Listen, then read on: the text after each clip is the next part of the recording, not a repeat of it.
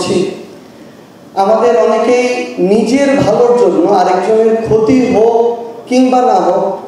সেটা চিন্তা না করে নিজের ভালোর জন্য যেখানে প্রয়োজন সেখানে সুপারিশ নিয়ে এক ঘর থেকে আরেক ঘর, এক দরজা থেকে আরেক দরজায় দৌড়াচ্ছি। আমরা নিজেদের স্বার্থ নিয়ে এতটাই ব্যস্ত যে এখানে দেশের কি হলো, মানুষের কি হলো, এগুলো চিন্তা করার আমাদের সময় নেই।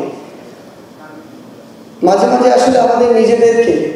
আমাদের চারপাশে যারা আছে, এই সিস্টেমটি যাদেরকে দিয়ে চলছে, এদের অধিকাংশ মানুষকে এত বেশি স্বার্থপর মনে হয়, তখন মনে হয় যে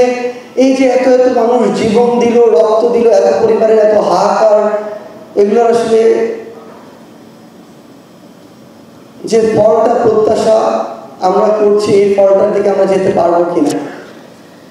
তারপর আসলে আমরা আমাদের জায়গা থেকে বিশ্বাস করি যে সৃষ্টিকর্তা অবশ্যই আমাদের জন্য চ্যালেঞ্জ যেমন রেখেছেন, এই চ্যালেঞ্জ থেকে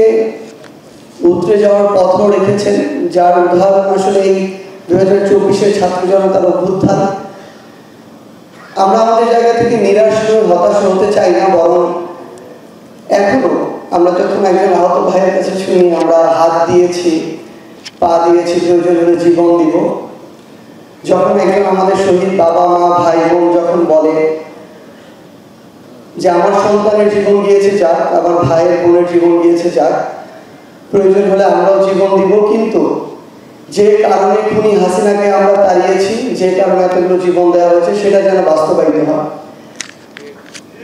তখন আসলে আমাদের সাহস, শক্তি সবকিছুই একটা অন্য মাত্রায় যায়। আমরা শুধু আপনাদেরকে আমাদের জায়গা থেকে একটু কথা দিতে পারি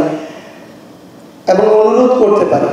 আমাদের ব্যক্তিগত জায়গা থেকে যেন আমরা সৎ থাকি, ন্যায়ের সাথে থাকি, নিজের যতটুকু করা উচিত ততটুকু করি, অন্যের হক না নষ্ট করি।